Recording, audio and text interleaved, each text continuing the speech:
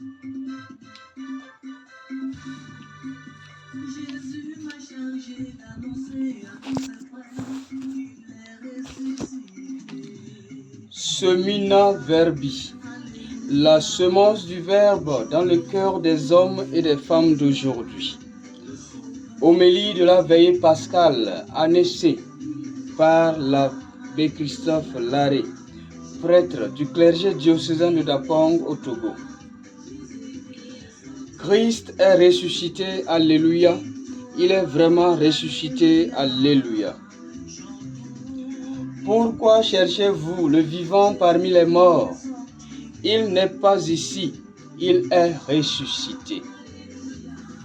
Bien-aimés du Seigneur, la passion de notre Seigneur Jésus-Christ n'aurait pas de sens si ne lui succédait le mystère de la résurrection. Justement que c'était la conclusion de cette dissertation commencée depuis la création dans le livre de la Genèse écoutée en première lecture. L'introduction est belle. Eh bien, la création de l'homme et son péché de désobéissance auquel devrait répondre la conclusion qui est l'obéissance du Christ jusqu'à sa mort et sa résurrection.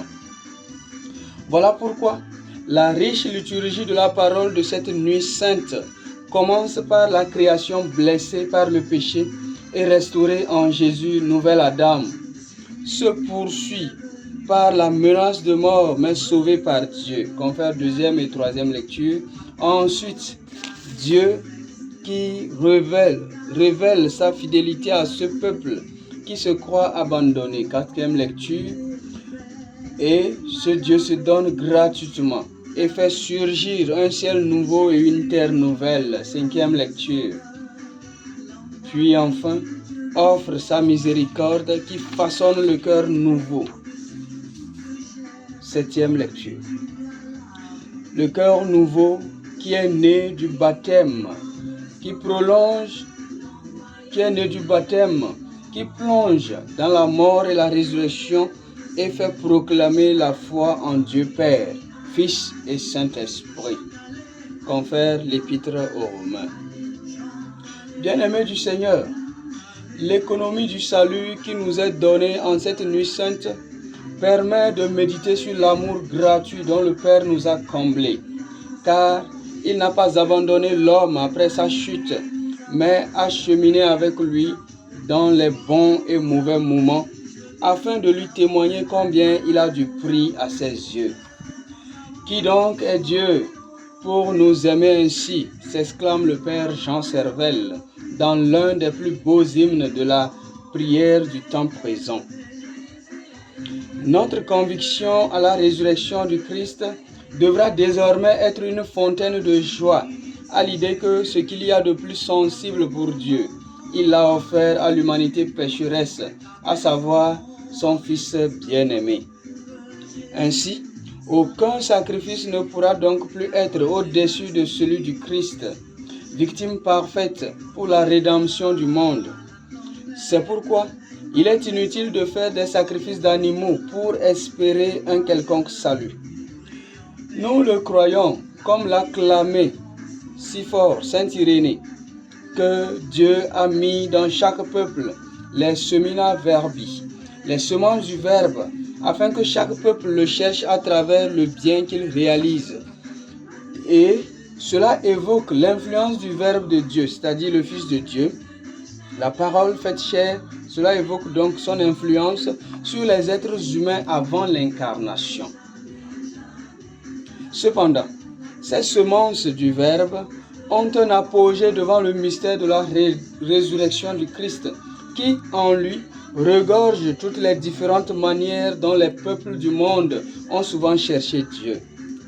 Souvenons-nous de la nuit de Noël, où Isaïe proclamait, je cite, « Le peuple qui marchait dans les ténèbres a vu se lever une grande lumière. » Fin de citation. Cela évoque la vie avant la venue du Christ qui fut celle des ténèbres, de même que la vie avant la rencontre du Christ. Le Christ, lumière du monde, Viens éclairer les ténèbres de nos vies, les ténèbres de la vie de nos ancêtres, les ténèbres de nos traditions, afin de racheter tout être humain.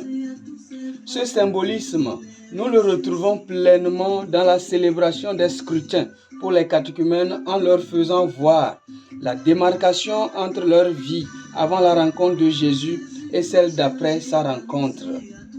Ils font donc le chemin avec la femme samaritaine pour boire à la source d'eau vive qu'est le Christ, tout en prenant la résolution, comme les Samaritains, à l'endroit de la femme. Je cite, « Ce n'est plus parce que tu nous as rapporté des faits sur cet homme, mais nous l'avons entendu et vu, et nous croyons qu'il est le Messie, le Fils de Dieu. » Fin de citation. Ils font également le chemin avec l'aveugle de naissance, qui autrefois était coincé dans sa cécité, mais qui désormais, avec la rencontre du Christ, peut voir la beauté de l'univers. C'est un goût particulier de la lumière qu'ils ont, tout comme celui-là que depuis sa naissance, qui depuis sa naissance n'avait jamais vu la lumière et qui soudainement jouit de l'éclat de celle-ci. Ils font en dernier ressort l'expérience de goûter à la vie par la résurrection de Lazare. Un moment unique pour croire en la toute-puissance de Jésus-Christ, capable de réveiller un mort endormi depuis 4 jours déjà. C'est la grâce baptismale qui vient accomplir tout ceci dans la vie d'une personne, car avec Jésus ressuscité, tout est renouvelé. Bien-aimés du Seigneur, notre rédemption est arrivée. Plus besoin de courir chez les féticheurs, les marabouts, les vendeurs d'illusions, les faux pasteurs qui pensent offrir une vie sans souffrance au peuple de Dieu. Saint Paul l'a si bien dit, c'est seulement si nous souffrons avec le Christ que nous ressusciterons avec lui. Les chrétiens qui veulent avoir des nuits de Pâques sans le vendredi saint, symbole de la passion du Christ, sont ceux-là qui pratiquent le syncrétisme, la double pratique religieuse. Ils sont chrétiens quand tout va bien, mais deviennent des adeptes fétichistes et charlatanesques quand tout va mal. Ils oublient de lever les yeux vers celui qui a été transpercé, le Seigneur Jésus-Christ. En lui seul, nous avons le rachat, la rédemption pour toujours et le bonheur qui ne finit pas. Chers frères et sœurs, bien-aimés dans le Seigneur ressuscité, aujourd'hui, il y a des voix qui s'élèvent pour proclamer un retour aux valeurs africaines.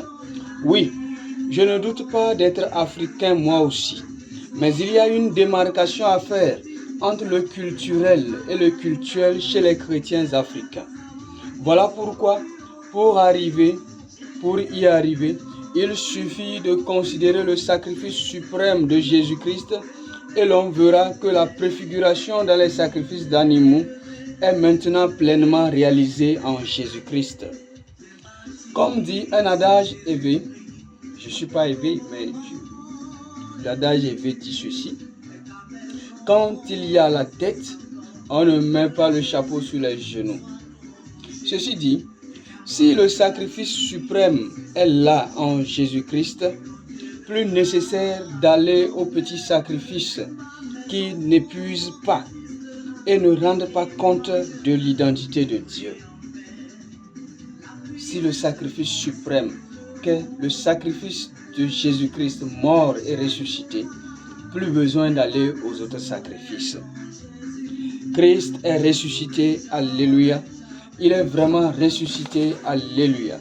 Telle est notre conviction, telle est notre foi, telle est notre vie. Amen. Jésus, je n'aurai jamais peur.